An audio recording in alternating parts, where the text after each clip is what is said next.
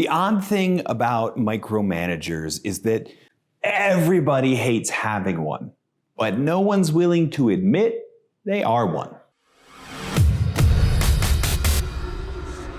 Hey leader, David Burkus here, organizational psychologist and author of 4 best-selling books on helping leaders and teams do their best work ever. Hey, are you a micromanager?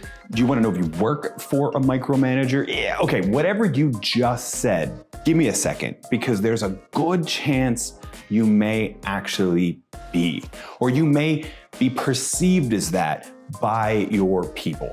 A recent poll suggested that as many as 55% of employees reported working for a micromanager. That means the majority of people think that they work for a micromanager, and that may not be your intent.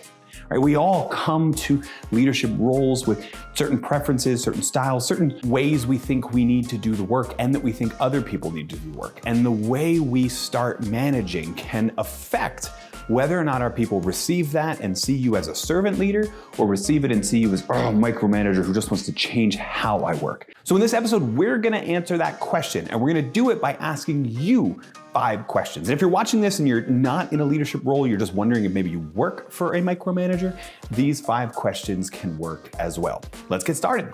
So the first question to ask to see if you're a micromanager is, do you have a long list of pending approvals and decisions that are just in the queue waiting for you? Are you the bottleneck, in other words? Are lots of people on your team waiting for you to give the green light to something, waiting for you to allocate the budget to something, or waiting for your approval on a draft of something they've done before they can do the next one? Now, you might be perceiving this as, oh my gosh, I'm so overwhelmed to have all of these approvals, etc. But hear me out for a minute. The real reason may be that you are the bottleneck, that you are being so focused on how people are doing the work instead of what work is getting done, that you're actually blocking their ability to do their best work. And that's a problem. I mean, that's a big element of what micromanagement is, but it's a larger problem because at a certain point, you don't have the capacity to approve all of the work of the team. You're going to have to accept that even if it's only 80% the way you would do it, it's got to be good enough, because having somebody else do it takes advantage of that efficiency. Moreover, allowing people to do their work their way, giving approval and saying, I'll step in if I see it going wrong, but you don't need me to say you're doing it right. Giving them that autonomy increases their motivation and makes it more likely that they'll get the work done better anyway. Question number 2 for seeing if you're a micromanager: do you react to poor performance by setting a new policy? In other words, when you've got a member of your team that is underperforming, that is unmotivated, maybe is totally checked out, looking for a new job and not really caring if they're going to get fired from that job. If you've got an employee like that and your response is to set new policies and procedures in place that apply to the entire team, you just might be a micromanager. Now, there are times where being a micromanager, especially of poor performing employees, or especially employees who are disengaged, and to be honest, you may need to be coaching out of the organization so that your team can get better. There are times where being a micromanager to that person, making them uncomfortable, because you make them either have to grow and have to do the work better, or have to go and look for somewhere else to work. Okay, there are times where that's okay. The mistake a lot of leaders make is that in doing so, they start to apply that policy to the entire team. And suddenly your highest performers are having to do extra administrative work, or having to review new policies and procedures that you put in place for someone else that don't affect them. They've always acted in high performance. They've always acted ethically and morally. There's no reason to add a policy on them. There's just a reason to trust them. But by adding that new policy, not only are you signaling you might be a micromanager, you're diminishing the trust that they feel. And that's a problem as well. Don't react to poor performance with policy creep. Instead, think on an individual level about what you need to do for that person. Maybe you do need to micromanage that one person, but save the rest of the team. Continue to trust them to do their best work, and continue to act in a way that helps find out what they need to do their best work, not put a policy in place that blocks them from doing that work. Question number 3, do you insist on tagging along with people, especially when they're going to meetings with very important people or meeting with very important clients? Do you insist on being there? Look, when a new member of your team starts out, especially if they're starting out their career or they're starting out that role, tagging along, providing what we sometimes call a ride along, or joining a meeting for them just to be able to watch them and give them feedback is fantastic. It's great. But if you're still doing that to your top performers, there's really only one reason you're doing it, and it's not because you're worried about them. It's because you're worried about you. It's usually because you're worried they might misrepresent you, or you don't want them to have relationships with people that are higher above you because it might mean they get recruited out of your team. It can mean a lot of different things that all are about your own insecurities and not their abilities. And so if you're insisting on doing that, I mean, not only are you wasting a lot of your own time that probably needs to be spent getting to those pending approvals, you're also sending the message that you don't necessarily trust them, that you think they still need development, and you're going to not only make that employee feel micromanaged, you're gonna get them to feel untrusted and disengaged, and ironically, looking to join a different team. Question number 4, when you're with your team, like at your huddles or your weekly meetings, do you spend more time talking about how to do delegated tasks or what needs to be accomplished?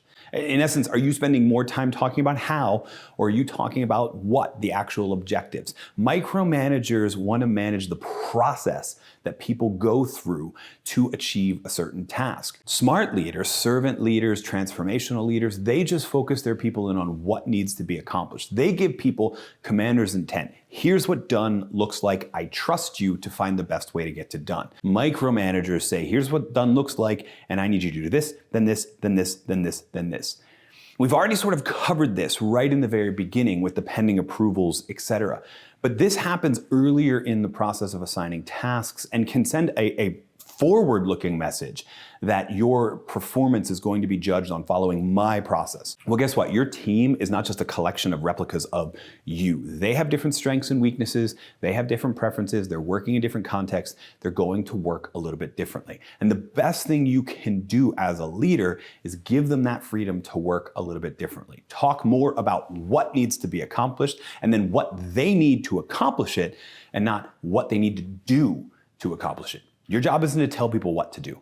Your job is to tell people what done looks like and then ask them what resources they need to get to done. And the 5th and final question, do you require daily or weekly activity reports from your team? You know, I get this question a lot because I'm a massive fan of teams using huddles, getting together on usually a weekly basis, talking about what did we complete last week, what are we focused on next, and what's blocking our progress. But teaching a team to work out loud is different than requiring individual members of a team to send you an email at the end of the week saying, here's what I worked on, or an hourly breakdown of how they spent their time, right? This is like you're one step away from installing software on their computer that monitors how often they're clicking and uses the camera to see whether or not they're at their desk. I mean, that's creepy level stuff, but you're not that far from it if you're requiring those things. Now, as we've talked about before, there are certain people whose performance probably needs to be measured that way, at least until they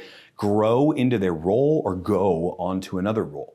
But for most of your team, you don't need this report, especially if you're doing a weekly meeting where they're working out loud to each other. You're gonna get that information anyway, and it's gonna be pretty easy to see who the poor performers are. But giving them just that extra administrative task, not only does it burden them with additional things to do, it burdens them with saying, I don't trust how you spend your time. If I can't see you, I don't know you're working. That's a problem. That's a problem for the way the future of work is going, especially with increases in hybrid and remote work. But it's a bigger, deeper problem because your people don't feel trusted. Ultimately, that's the big thing that suffers when you act as a micromanager. It is impossible to be a micromanager and convey trust. It's impossible to work for a micromanager and feel trusted. And at the end of the day, if you answered yes to the majority of these questions, or even just one of them, you may need to think a little differently about how you're leading your team, because you're leading them in a way that may convey you don't trust them. And in doing so, you're blocking them from doing their best work ever. Oh, and one more thing. Micromanagement is a big mistake leaders make, but there's another few mistakes that leaders can make, especially new leaders in a new role. And so if you want to avoid those mistakes, you're gonna want to check out this video here on the top mistakes new leaders make. It would be a mistake not to click over and watch this video.